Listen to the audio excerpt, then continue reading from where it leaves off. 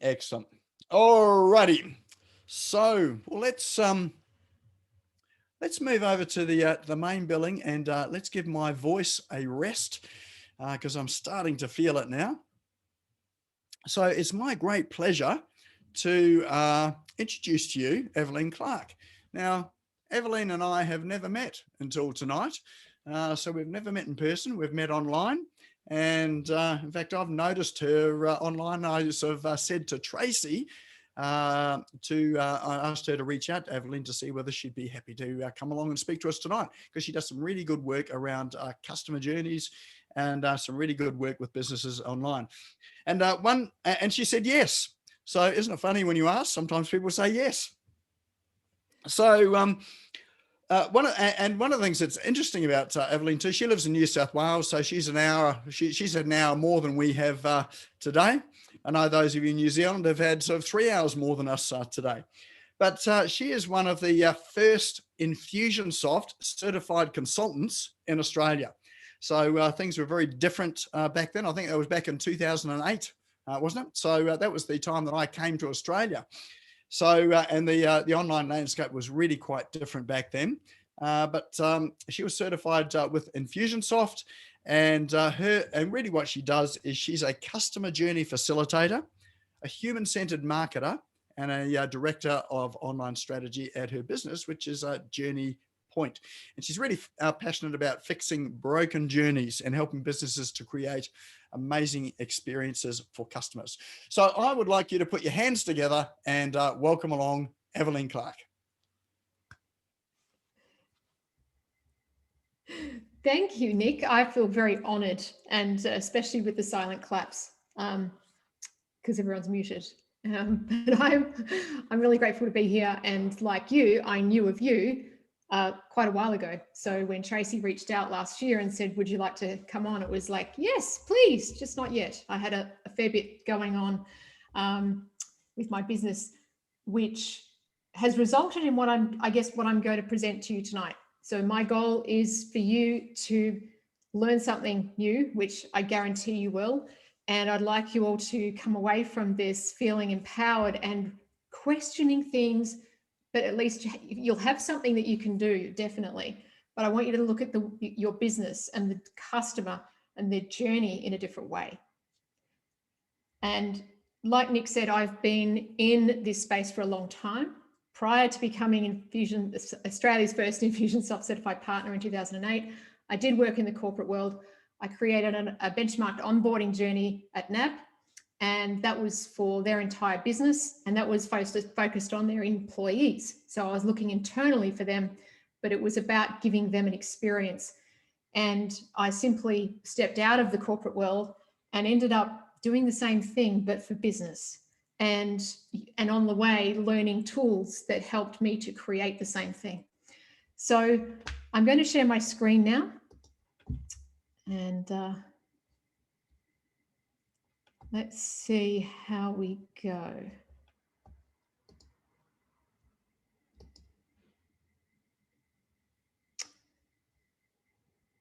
Let me see if I can do this right.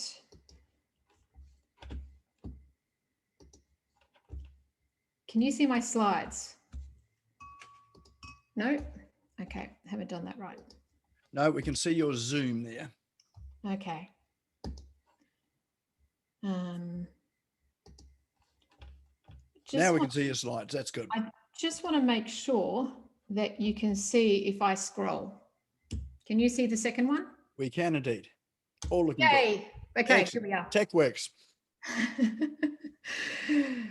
I want to introduce myself. We've already done that. The title of this, how to get a better ROI from marketing by focusing on your who. Your who is my abbreviated version of your ideal customer. So a little bit about me. This photo was taken on the 21st of December. I'm not sure if any of you are into astrology, but I headed over to Uluru for the solstice, and me and 3 crazy friends only booked our flights 3 weeks prior, went over for 4 days and had a ball. And this was taken literally at the moment of the solstice. So we were standing out there looking across at Uluru, and it was really amazing. So even looking at this now, I kind of get you know, this shivers down my body, and it was just a very energetic and fun and amazing experience. And I'd never been to Uluru before. So that's where that photo was taken. I'm a mother of 3 beautiful children. On the left, you can see I have twins and an older daughter. This is them. You can have so much fun with twins, especially in $2 shops when they're fighting over who's the more important one, and they both find the same crown.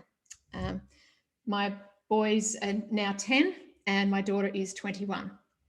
Fun fact about my kids, they have birthdays separated by 2 days. So what that means for me is that over the years, I've made a lot of birthday cakes and spent a lot of money in November.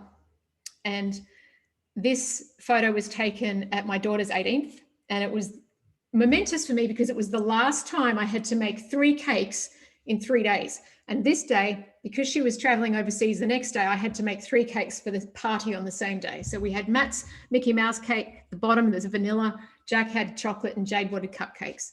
So I'm pretty happy that my days of 3 cakes is over. And this is a recent picture of them where they were actually still for about, I don't know, 10 seconds. And I managed to get a picture of them at the couch at my mum's at Christmas time, being silly. So they're kind of big there. And on the right, you'll see my daughter taking photos. And behind her is the other members of my family, our dog and our cat, who are very, they're best friends and very loved members of my family. I am very passionate about my garden. I love cooking food from my garden. I love growing food. I'm a bit of a foodie. And on the right is my first attempt at making pizza from scratch. And some of the food in it was from the garden. So I even made the mozzarella and my kids loved it. They all ate it, wolfed it down. So I got a massive thumbs up. So I love creating and exploring new ways to make new food that tastes good and is good for you. Okay, a little bit about me. I do love Formula One. I am a Lewis Hamilton fan, but these pictures have relevance to what I'm going to talk about. Lewis Hamilton is inspiring to me because he always strives for better. And you might say, well, sure, he's a sportsman. Yeah, but he still has customers just like you do and like I do. He's in entertainment because his customers are the people that follow him, that like him. And the picture on the right personifies Lewis in a moment where he actually gives gratitude to his fans. They're his customers. And he's always thanking them. He's always delivering for them, and he's always talking to them, and they love him in return. The picture on the left is a picture of him and Valentino Rossi, where they swapped vehicles. And what I absolutely loved about this, you've got 2 multiple world champions swapping vehicles. So Lewis rode the motorbike and Valentino rode the Formula One car. And in that afternoon, they had so much fun, but they got to learn different skills, but they took the skills they had into the other vehicle. And that's really similar to what I'm going to briefly mention, but what I look at with my customers around, don't always look inside your industry for how to do something. Look outside your industry. And that's why I look for people who are outside my industry around how they treat others, because that's all to do with the customer journey. It's about the experience. And these guys are obviously in a class of their own, but that's what I work on with my clients, about creating that class of their own experience. So that said, what are you going to get from this session? You're going to see your ideal customer in a whole new light. You're going to understand how to create that customer journey in a new way, and hopefully learn how to stop that spray and pray approach to your marketing and messaging, like that Nick mentioned before. Oh, I want more leads and sales. I'll just go and spend some money on ads. And see how your who needs to be positioned at the front of your business. So we've already talked about the fact that this is about the customer journey. And yet I'm talking about your who, because your who is at the core of everything that you do. Without your who, your customer, you haven't really got a business. And the journey is not just the point of the sale. So just to be clear up front, my definition of the customer journey is the complete end-to-end experience from the moment that they become aware of you right through to when they've been a customer with you for a long time. That is the customer journey. Most people only focus on the point at which they start the marketing to them. So they might come into your CRM and you start email marketing, and then to the point that they become a customer. And most people, and I'd say 90% plus, focus on just that point, that part there. And that is a failure of creating an ideal customer journey. And I guarantee if that's all you're focusing on, you're going to have a lot of gaps, and you're going to have attrition and turnover. And that's where you're going to have a lot of disappointment and ROI issues.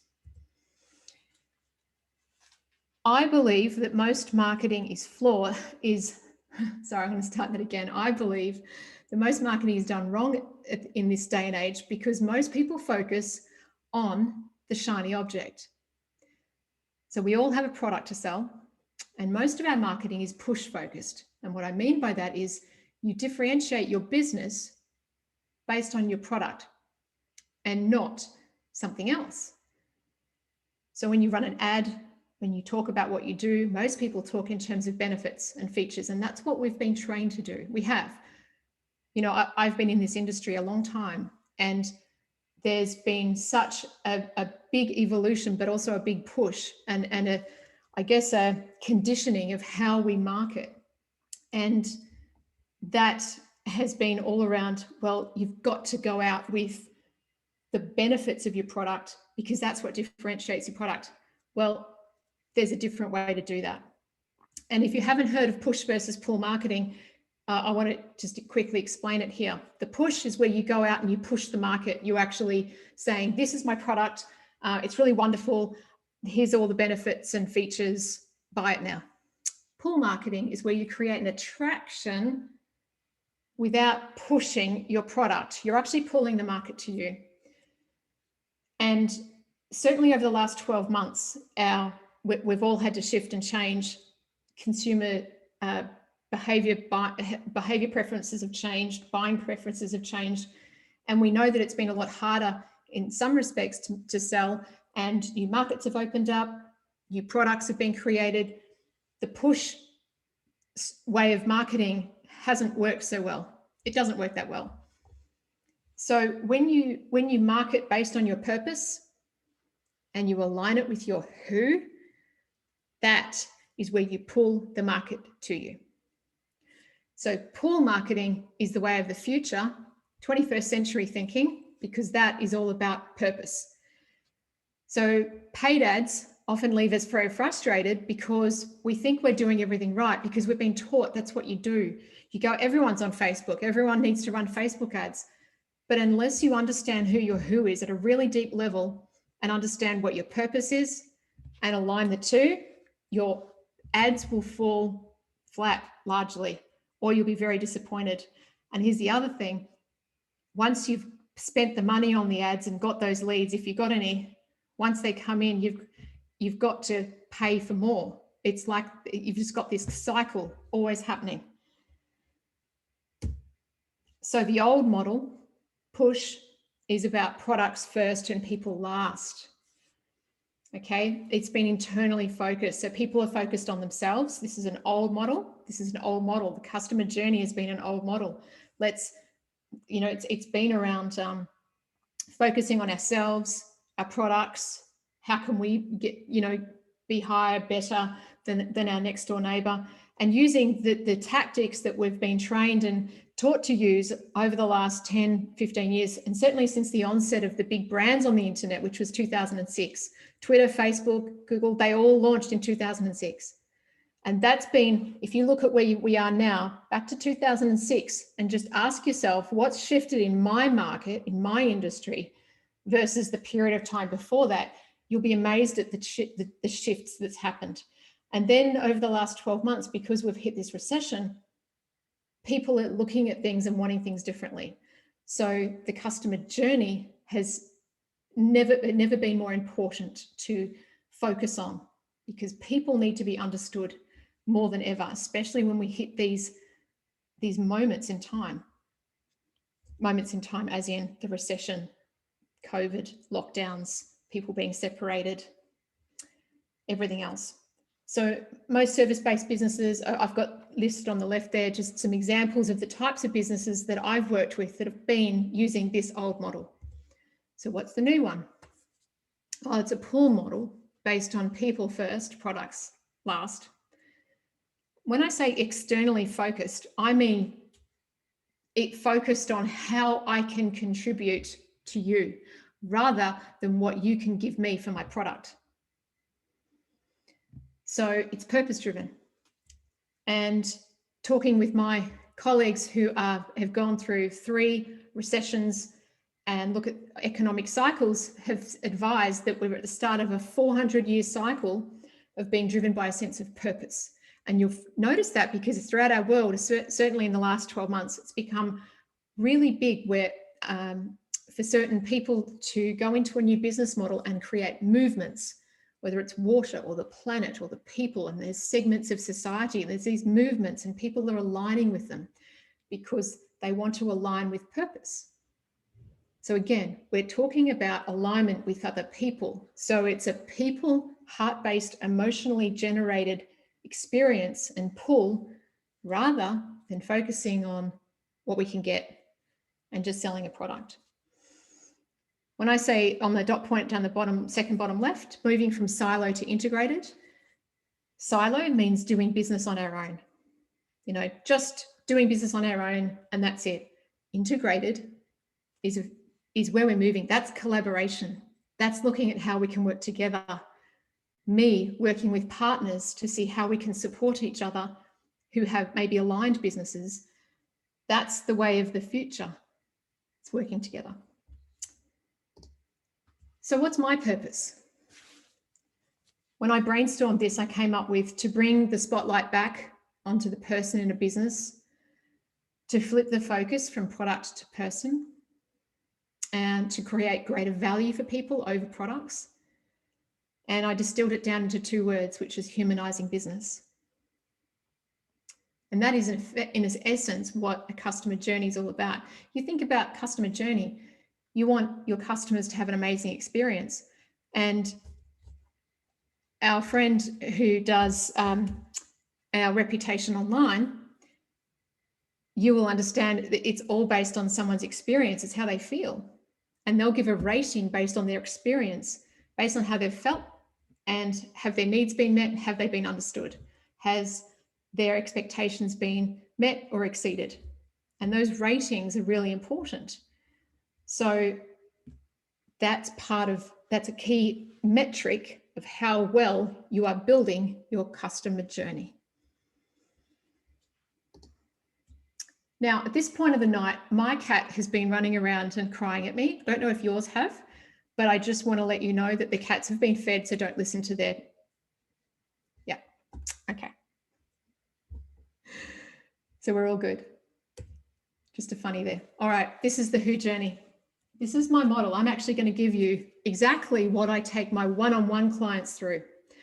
I run workshops on elements of these things, but I have a genius model. If anyone, you may have seen the genius model framework before. Simon Bowen teaches this. It's fabulous. So I have 3 core areas of how to build your customer journey. Ironically, most people think of customer journey and think of products, and then they think about technology. Those 2 things contribute 2 items out of my 9. So my first circle here is Who Mastery. Then my second one is the marketing bridge. Third one is Who Delivery. So that's the order that I go through. And I'm going to take you through and explain every point of my 3 circles here tonight, which is the Who journey. It's effectively the customer journey. In the middle intersecting point of my 3 circles is where people want money and freedom. Effectively, that's why most of us are in business. We want freedom, we want money. But we also want to make more impact.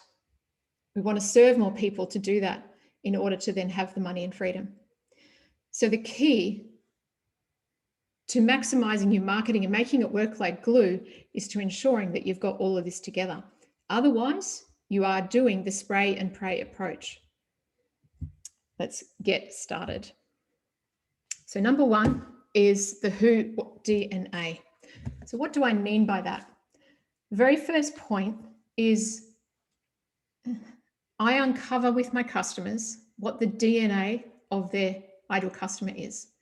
Now, I'm going to say most people do this very average. I'd say 99% of people don't do it anywhere near the depth that I do.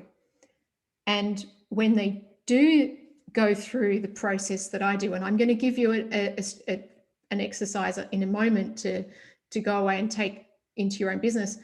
When they do it, the amount of clarity and aha moments they get is just astounding. So the DNA is made up of obviously just a short, succinct understanding of who they really are. Now, as an example, my ideal customer is purpose-driven businesses, because that's who I've discovered and uncovered that I work with best, that I want to work with. They are my ideal customer. And I've distilled that down into those 3 words. Your purpose. You've got to have a purpose. Now, how is that different to your why? Because we've all watched Simon Sinek Start With Why. We've probably done the work on it and it's fabulous. And I used to teach it in businesses and corporates, where your why is asking an intrinsically motivated question, directed question. So your why looks inside.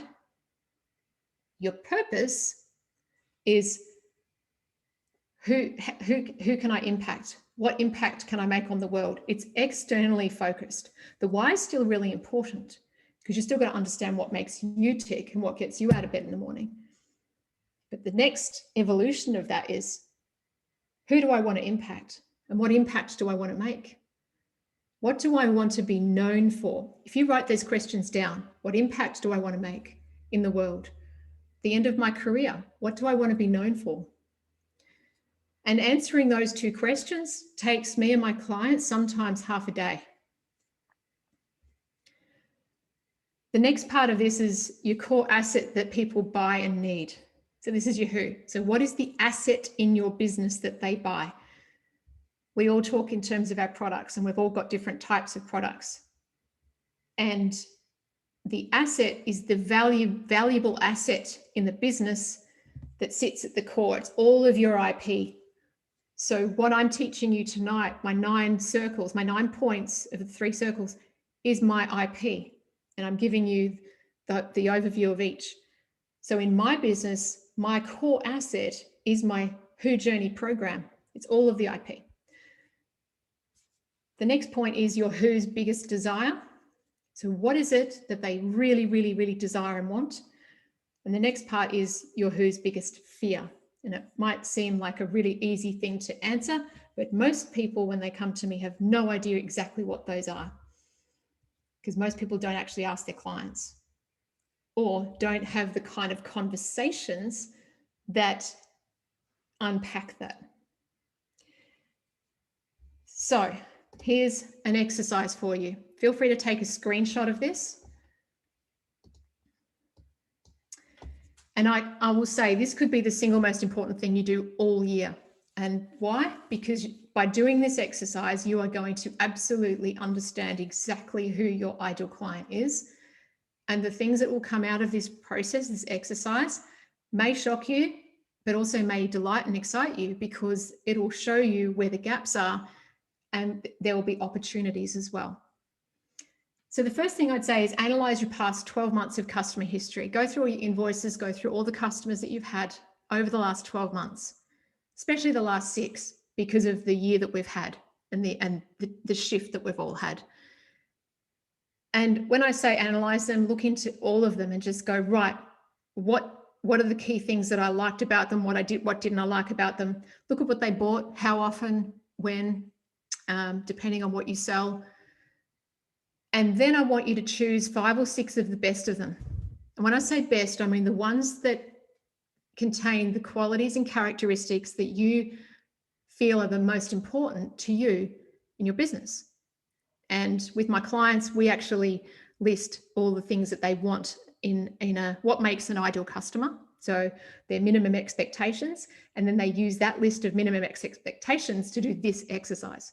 You might think that this is really, fiddly, but my gosh, it's just so important and it's so rewarding. Okay, you've got your 5 or 6 best. Contact them, ring them up, invite them to a phone call where you'd like to pick their brain. It's not a sales pitch. You let them know of that. You tell them that really you're trying to understand your customers better, and you're wondering if they would be happy to share their experiences with you, 30 minutes, 45 at the most. If they're your best customer and they've enjoyed your process, they'll say yes. I've got one client who offered hers like a voucher or something for their time. Depending on the kind of clients you have, that might not be necessary.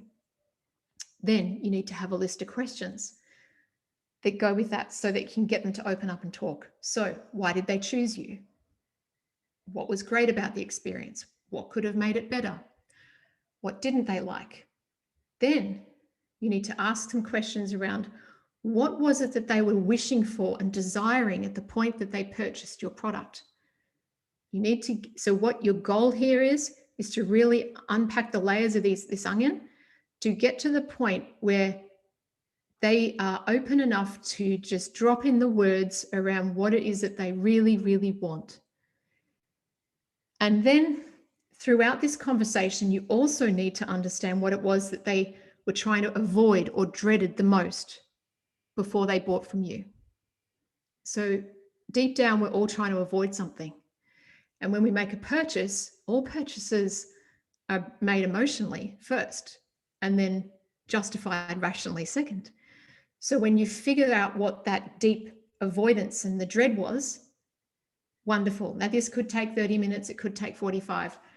Obviously you're going to ask them questions, but it's all about keep asking them probing questions. What did that really mean to you? How did that make you feel?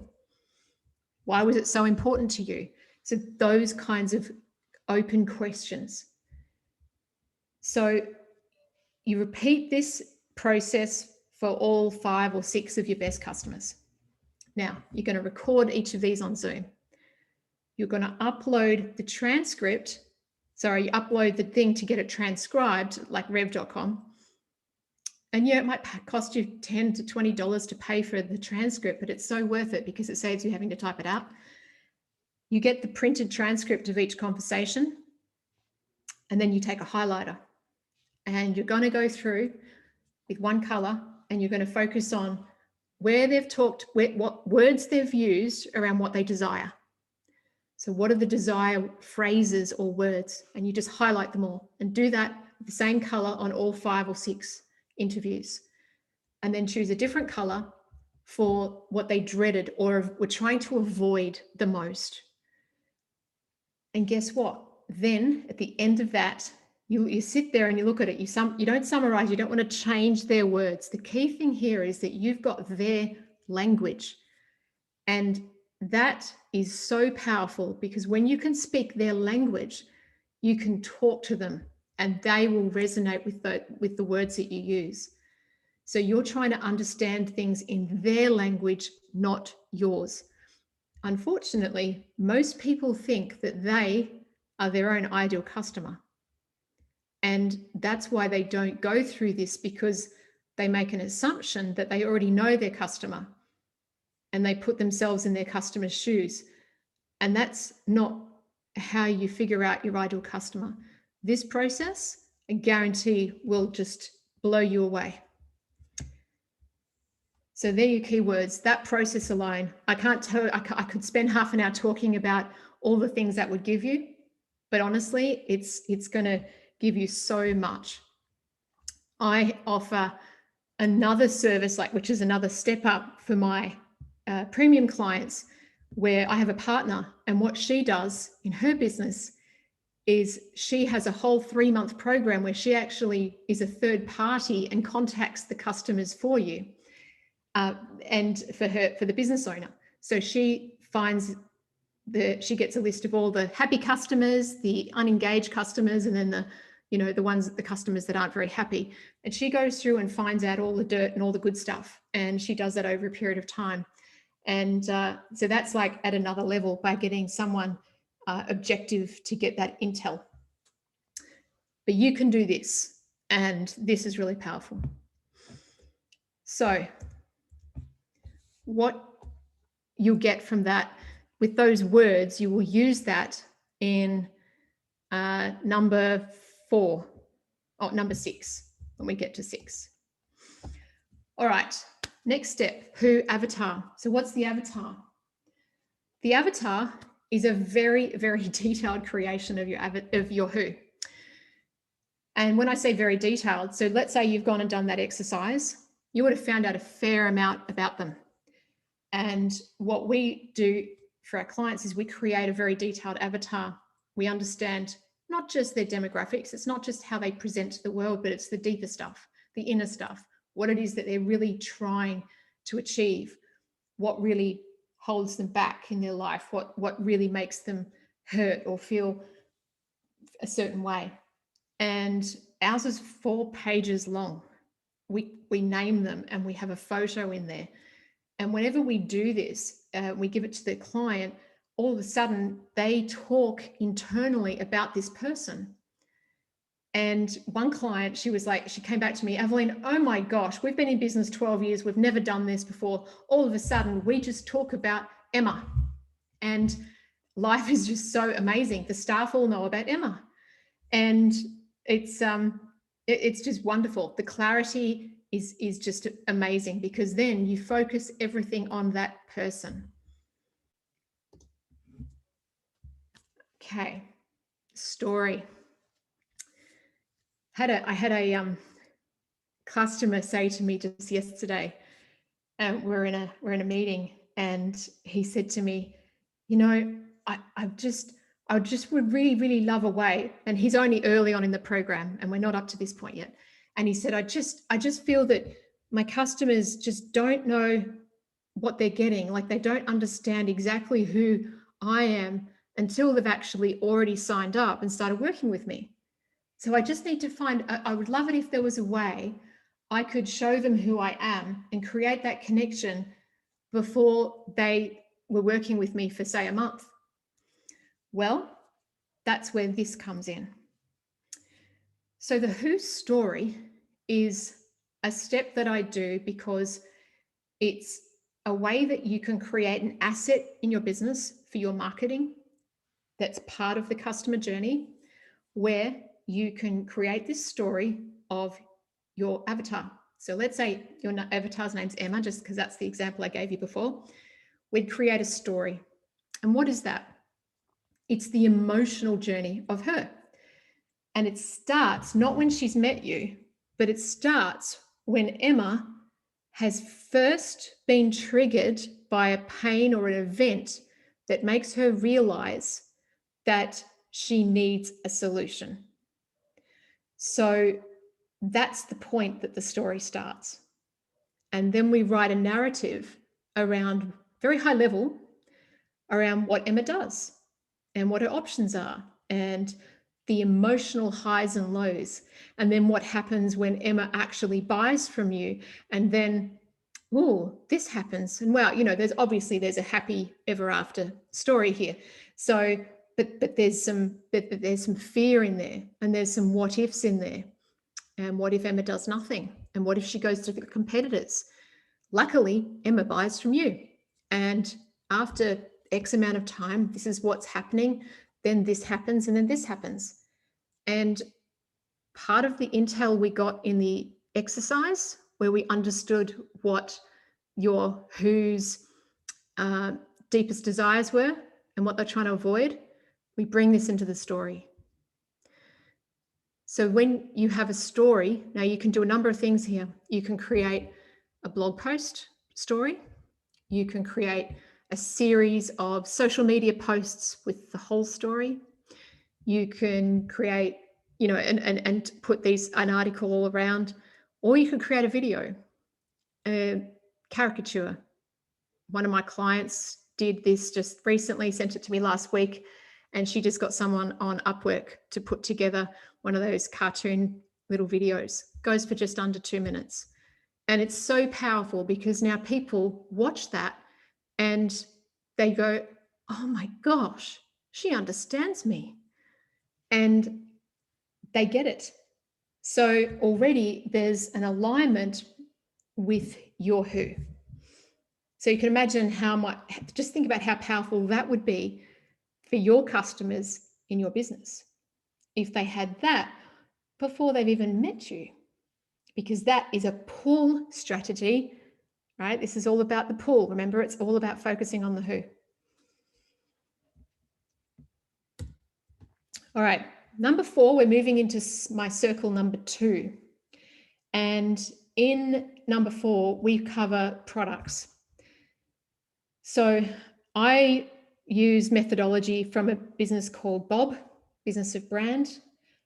They're an entrepreneur school based in the UK and Australia. And I use a product pyramid rather than an ascension model. The whole point of the pyramid is that you look at products this way rather than this way.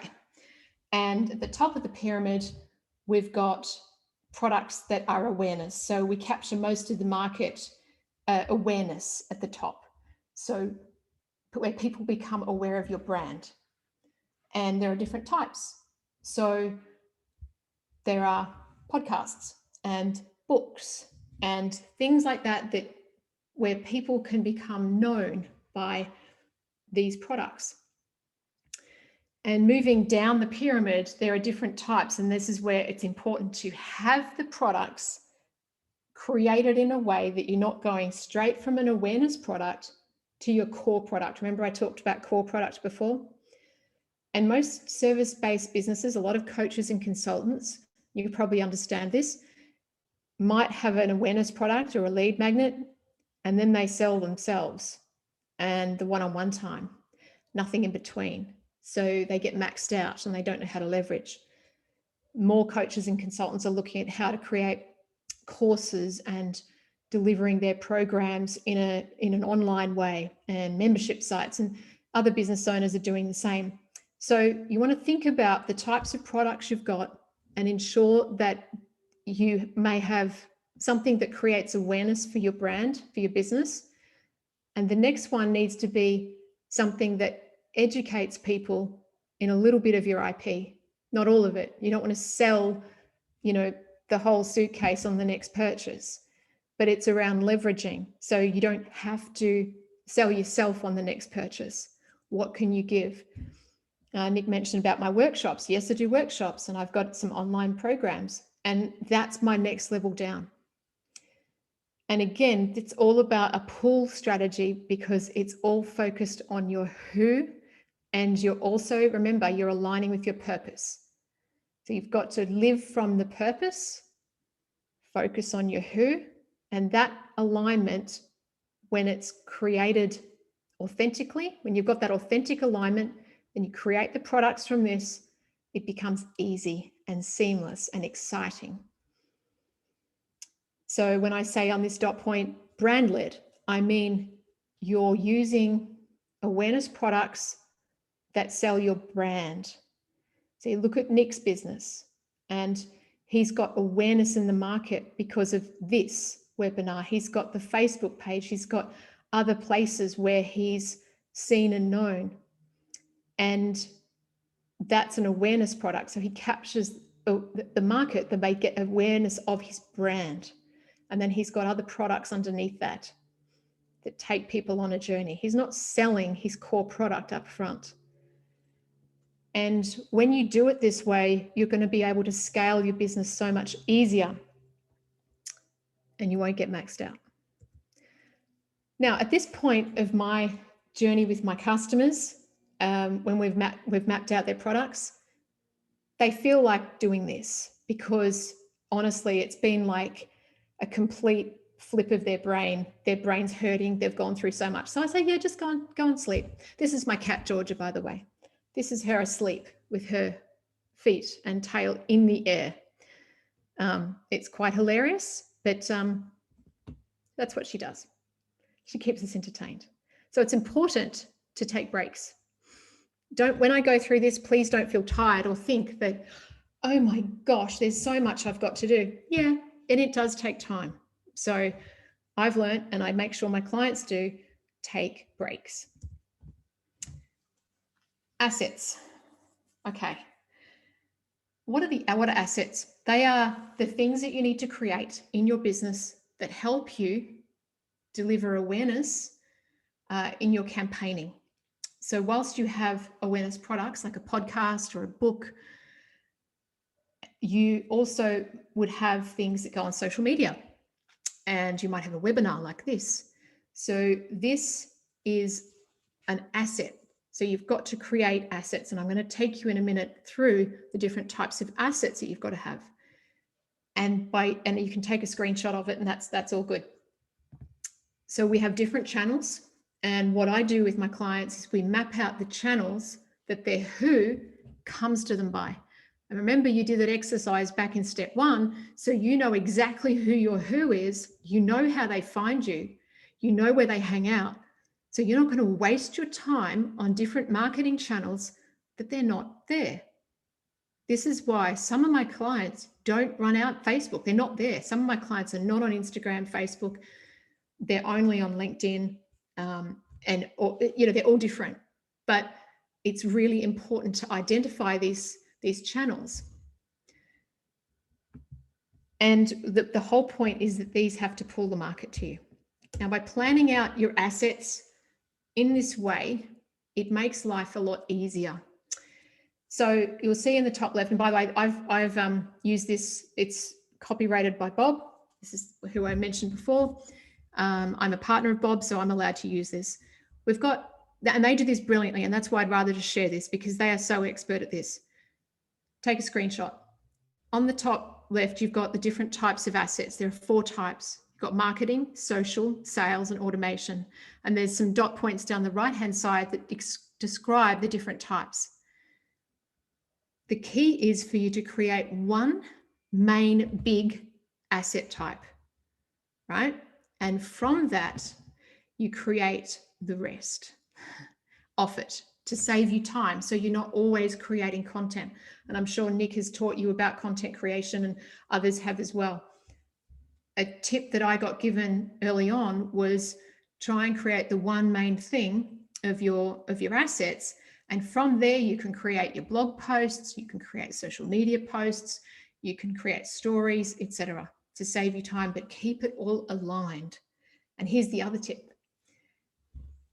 All of the pain points that you got in exercise from point number 1, you can use those for articles. You can use those to create your video or your webinar, your main asset thing, right? Because you're creating it based on exactly what you found out.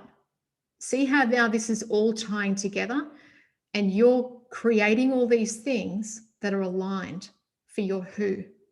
You're creating the journey. Right now, we're in strategic mode. We're still in planning and strategic mode, going through these 9 points. Underneath, we've got touch points. So when you're going to campaign, when I mean by campaign, when you're going out to market, you've got something new to talk about.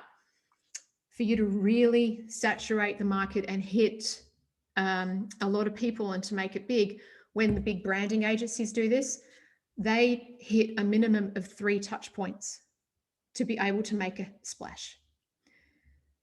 So just think about that for your business and what you can do for you. Point number 6, pitch.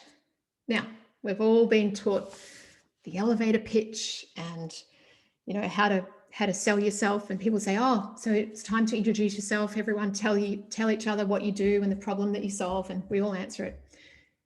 And I've done this for many years, been in so many networking groups, and obviously I started in this industry 2008. And having come from a people background, I was never really satisfied. And it's only been in the last 2 years that I uncovered this formula. And it's a combination of your who, your purpose, your core asset, and again, going back to the exercise in point number 1, their biggest desire and the thing that they want to avoid the most. And putting all of those elements together, there's 5, it is so powerful. Now, why do you need your purpose? Well, let me explain something. I'm going to give you my pitch, and this is unpracticed. I've given it a few times now. So I serve purpose-driven businesses. I help purpose-driven businesses to serve more of their ideal customers and avoid the merry-go-round of the unreliable marketing provider. And I do this through a genius activation program called the Who Journey, focusing on the ideal customer, which helps to bring the value back to people in business. That's my pitch. And that's the 5 things. Now, when I do it with my customers, sometimes it takes half a day to get to that point because words are so important. And by doing the exercise in step 1, you're going to get their language, and you've got to get their language for your pitch. Otherwise, your pitch is in your language and you're not speaking in theirs. And you want to pull the market to you, so you want to speak their language. I feel it's one of the most important messages you can create, but you've got to do the previous steps. So you think about the previous steps that we've gone through, and which was the exercise in step 1. Step 2 is the avatar. Step 3 is the who story. Step 4 was your products and understanding what they are. And that includes what your core asset is. Step 5 was all the assets, so what you're actually going to create. And then we get to the pitch. I hope that's been a good one for you. I would love to take you through an exercise on it, but like I said, you've got to really do the work to get those 5 ingredients to get it right. Your who, what they desire, what they want to avoid, your core asset, and your purpose. Okay, number 7. This is the customer journey. It's the design of the journey. When I created the employee journey at NAB, it took about 9 months of discovery. And when I did that work, going out, focus groups, going out to all the different types of employees they had, customer facing, behind the scenes, all the different departments, I found, I broke it down, and we found that there was 7 stages. And that's been the same structure that has existed in business as well. So we work with a 7-stage model. It's not the same as other marketers might talk about. But like I said at the top of the conversation, when I talk about customer journey, it is the point at which they become aware of you, right through to when they've been a customer for at least 12 months. Now, you might have a business where you just sell a widget or a product and they buy it and leave. So for them, it might just be until they've become a repeat purchaser. That's the journey. And what we do is we design the journey based on the product pyramid and the assets. So we say, where are the awareness products and what assets have we got? What are we campaigning with? What's the journey? So if a campaignable asset has found someone on social media and brought them to your website, because all roads lead back to the website, I hope you understand that. All roads should lead back to your website, where there's an awareness product and the next product down, what we call leverage products, where people can then take the next step. So we map the journey between the products that all make sense because they're all based on your who. And we work our way down. So we have a minimum of 1 product at least in each category. We go work the way down and we map it out. Do we use automation? Absolutely. But this part is the design. And we do it visually. So I recommend when yourself, if you want to look at this, think about what I've just said, from the point at which they become aware of you, right through to when they've been a customer for a long time. Get if you haven't got a whiteboard, do it on whiteboard, paper, map it out. What are all the touch points along the way? Whether it's, and when I say touch point, that could be where they land on your social media site, on your website, or on a landing page, on another page. And then what happens then? What's the next point? And at which point do they actually speak to a human? So we map the journey and we look at how many times it takes to speak to somebody before they become a customer. And we visualize that and we map it out and we go, right, how many times does this happen? And what happens here? And what happens here? What do we need to do over here? And let me tell you, it's not, you don't just create it once and then forget it. This is an evolving thing. You need to be revisiting your Who journey ongoing. Every 3 to 6 months, you sit back and go, where are the gaps? What's going on? The feedback that you go and get from your customers is going to tell you if your Who journey is broken anywhere. So this is the design part. I love this picture. I just wanted to quickly share it with you. Tell your friends you love them. I do. And the same goes for your customers. How many times do you give love to your customers? And really try to make a relationship and build that relationship. And if the last 12 months has taught us anything, it's that we need more connection, but also it's more human connection that's authentic and it's aligned and it's in our hearts. So think of a way tomorrow that you can go out and tell your customers how you feel. Little tip. Okay, number 8. Who, M-O-M, stands for moments of meaning. So what we do is we identify the connection points throughout the journey visually, and we look at where we can actually humanize a connection point. We have been conditioned to automate everything. Now, absolutely we need automation, but the automation could be simply to remind you to do something, because journeys that are completely automated will lose. People want people. People buy from people. So what we look at is how can we create those moments of meaning? Where are they in the journey? How can we personalize this? How can we make this real? And how can we create a wow at the right moment? And we design it. You think about your business and where you do this. Most people don't even think about it. They just, once the sale comes in, then it's, oh my gosh, got to deliver. And if you've got your delivery process down pat, then you just go straight into delivery mode. But this is the point where doing this exercise means stepping back from your business. And this is the working on your business part. And again, you look at your customer journey that you've drawn out and you work out what would really create the wow. Go back to the results of the exercise you did in step 1 and look at what it is that they desired. What can you implement here that makes them feel like they've achieved that? How can you give them more of what they desire? Can you see how powerful this is? I hope you can see how powerful this is. It's so powerful. But here's the thing, it's got to be real. You can't do this and just not really want to do it. It's got to come from within you. People will know if you're faking it. All right, guess what? The last one is technology. Most people think customer journey is the technology, and I have been working with technology for 20-something years, and yet we are now in an era, the pendulum has swung back. Used to be all face-to-face and manual, and meetings in business was done in person and handshakes. We've moved everything online, everything's automated.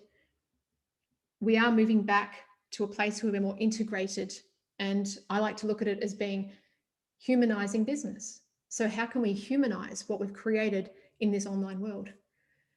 And we look at the journey points, products, the assets, the channels, and then we create a plan for the optimum tech plan for delivering it and ensuring that all the moments of meaning, that the delivery, everything is done properly. And notice that the tech comes last. And it always makes me chuckle when I say that I work with customer journeys and people say, oh, so you must do like marketing automation. You just do like, yeah. Oh, cool. And as you can hopefully tell from what I've taught you tonight, your customer journey is 99% not technology. Your customer journey is everything else. The technology simply supports you to deliver the journey. You've got to see it like that. Technology is important, but it comes last. So they are my 9 points, and I hope you've gotten a lot from this.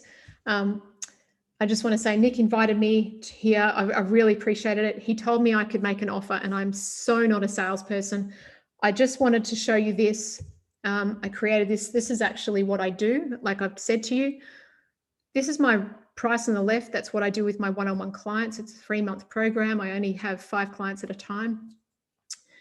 And I'm moving to a group model, and I'm starting a group on the 8th of April where there's 5 people in a group. And because Nick was kind enough to let me make an offer, I am offering a 30% discount to this beta group that I'm doing. And again, it will be 3 months, and group weekly sessions. There's 30% off, and there's a payment plan there. So as a bonus, I'm going to be including the Bob Business DNA program, which is an online course as well, which is fabulous. And you'll get even more amazing value from that as an aside to what I take you through. So if you're interested, please send me an email, aveline@journeypoint.com.au. Otherwise, or if you just want to chat and have a conversation with me, I am more than open to just sharing a bit of my time. And if you want to ask me a question, because I'd like to offer that to you guys for being part of Nick's group, go.oncehub.com/Aveline Clarke is my booking link in my calendar. So that's the end of my presentation. Absolutely awesome. That was some really good information. That it's always hard when you get sort of someone on that you don't really know, but a lot of the things that you're saying there, I'm thinking, oh yes, I relate to that. Yes. I've said some, there's a couple of things that I've sort of said, and I think, great, this is where the alignment really is. And so the info, there is just so much work in there. I'm just sort of thinking, this is all my evenings taken up now just to sort of try and refine all that. But we've probably got time for a couple of questions. So anyone got any questions or any comments that they would like to ask Aveline while we've got her here? So feel free just to unmute or drop something into chat there if you've got a question or a comment. Hi, Aveline, it's Jane here. I'm an online art teacher, and even though pivot has become the big word that we're using these days, it's exactly what I did last year because of what happened to our world. And all of a sudden, I didn't have to sell an art course online because everyone's online.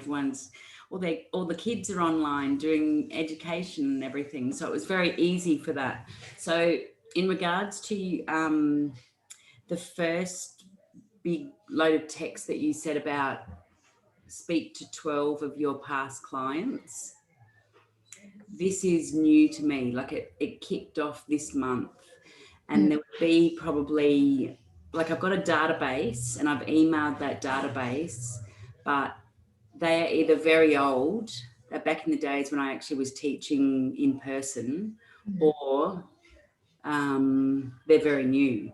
Yep. So I'm just wondering, I don't know whether it's something that you can answer or not, but how would I sort of like modify those questions to an almost either old audience where the kids are actually 5 years older and not doing art anymore, or the newcomers that I'm capturing through, new emails? I would say if they're new types of customers, like at the moment that are coming through, then see if there's a way you can build in some questions at a certain point, which are around that. Yep. And so over time, so you only need about 5. So just choose 5 of them. And obviously because they're new, you might not know straight away if they're your best, but you sometimes we just have a knowing. We get along so well, they're easy, they pay on time, they're all the things we love about customers. And so what you can do is, just work with them now depending on how you already communicate with them, you might find that there's an opportunity to say, hey, would you mind staying on for 15 minutes? I've got some questions. Or, 30 minutes. Would that be okay? Yep. I do it with these ones now. Yep. Lovely. Thank you. Yeah, you're welcome. Any other questions or comments there? Yeah, can I comment, Nick? Yeah, go ahead, Ron. I've got a question, because I just found it very interesting, Aveline, when you're talking about understanding the customer's language. Yep. Because I've been put in this position this week to describe how my customers describe my product. Now, the problem I have with that is, we've got a very innovative product that's is new technology, and it works very well.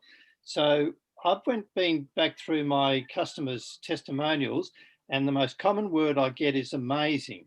Not many other words, pet care, because we're in the pet industry, but amazing is the most common word there. So I'm interpreting that is the results that our customers are getting is beyond their expectations.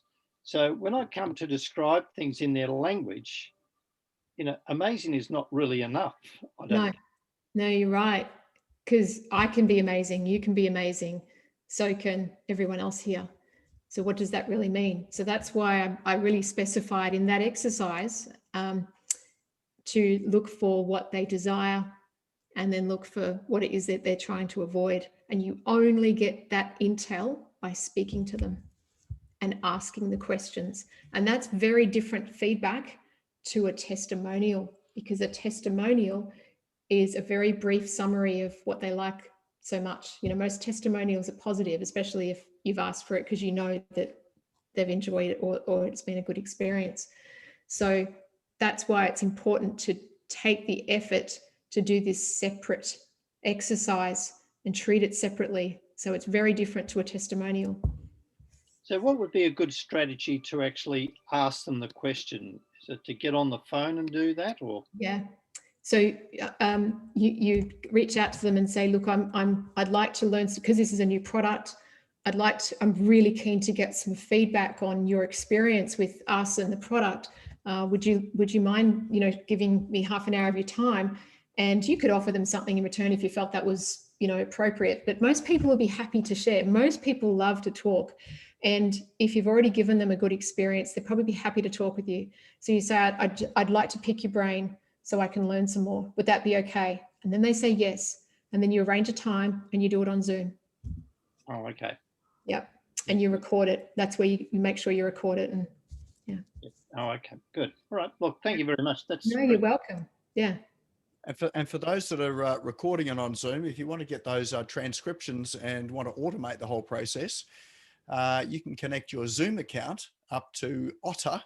So otter.ai, and it will automatically do all of that for you. So once the Zoom is finished, you'll have the transcript in your inbox in under an hour. And then you can go through and highlight and go into, or you can even go into Otter and listen to it and do the highlights and all that sort of thing. Pretty amazing. So tech comes last, but I love some of the tech. Oh, definitely. It saves time. Yeah, that's a great one. I'm sure you've got shares in Otter, Nick. Oh, I wish I did. I wish I did. All right. Well, look, that's probably all we've got time for questions. I've dropped Aveline's email address into chat. So feel free to reach out to her. There's just a ton of information in all that, and yeah, some real value in actually doing it. I think the real value is going to be sitting down and doing some of those exercises that Aveline talked about tonight. So thank you very much, Aveline. And you've got a gift for someone here tonight, don't you? I do. Who's Yes. that going to be? Well, do you want to tell us what it is, and then we'll whip over to this unique way we've got of drawing it? Sure. I have an online course. It's the Customer Journey Mini Course. I sell it for $97, and that is the gift I'd like to offer you. Plus, once you've finished that, you can get on the call and have a strategy session with me for an hour. Awesome. Who wants that? Anyone? If anyone not wants it, I'll take you out of the draw. No, everyone wants it. Okay. All right. Well, let's, here's our unique way of drawing it. We have the wheel of names, which many of us will be familiar with. So can you see the wheel of names? Yes. Yes. Good. All right. So all your names are in there. You have to be in to win. So you actually have to be here. So let's go and draw the winner out.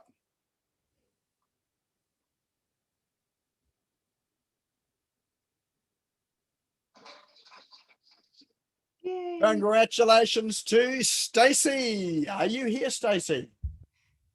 You are indeed. Yes, there we are. Excellent. Oh, well, congratulations, Stacey. That prize is yours. And who better for that to go to than you with your business as you're growing and developing that as well too. So yeah, really happy about that. That's an awesome thing. So to get there, if you just connect with Aveline here, so maybe drop your email into chat, Aveline, so that you've both can connect there, or you can drop her an email tomorrow, I'm sure. All right, so thank you very much for everyone for coming along tonight, and especially thank you for Aveline for so generously sharing tonight. Couple of quick announcements as well. We have office hours tomorrow. So if you're around tomorrow, you want to meet up with some inspiring and inspired business owners to have a chat over coffee about probably some of the things that came up tonight or anything else about the online world as well. You're welcome to join us. 10 o'clock Australian Eastern Standard Time. And that's, what's that? No, 10, 11, 12, 1 o'clock New Zealand. Hong Kong, what's that? That must be 8 o'clock in Hong Kong, early in the morning. So welcome to join us. And it is on Zoom online. The link is in chat at the moment too. So just rock up with a cup of coffee, glass of wine, whatever you have at that time in the morning, and come and join the conversation. And again, the replay of this will be up on the YouTube channel tomorrow. So the YouTube channel is the SmashGo channel. So please go and subscribe to it. We need some sort of subscribers so we can get our vanity URL. So rather than having that string of numbers and all that sort of thing there, we'd like it to say SmashGo. So I'd love you to go and subscribe. The benefit for you subscribing is that as soon as that video is uploaded, you'll get a notification to let you know that it's there. And, you know, that'll be a great resource as you're sort of working through your customer journeys. And then finally, we have, almost finally, Facebook. If you're not on the Business Owners Smashing It Online Facebook page, go and join that, because that's where we announce these events, and we have other bits and pieces of information and tidbits and tech stuff and all that going up there. And feel free to go and introduce yourself and your business as well too. There's a whole lot of cool people in there. So if you're not a member of that, go and find Business Owners Smashing It Online on Facebook and join that. And next week, we'll be back here, same time, same place next week. And we have a, we do have a speaker next week. I'm not sure who it is. So we'll announce that during the week. I know that Lorena and JM have been busy contacting them and getting everything all organized behind the scenes as well too. So thank you to JM and Lorena for actually making all this happen, because if it was left up to me, it'd never happen. All right, well, go and have a great evening. Thanks again, Aveline. Thanks, everyone, for coming along, and look forward to seeing some of you tomorrow and some of you next week. Have a good night. Thank you. That was so great. You're welcome. Everyone. Thank you all. Enjoyed that. Bye. Thank you.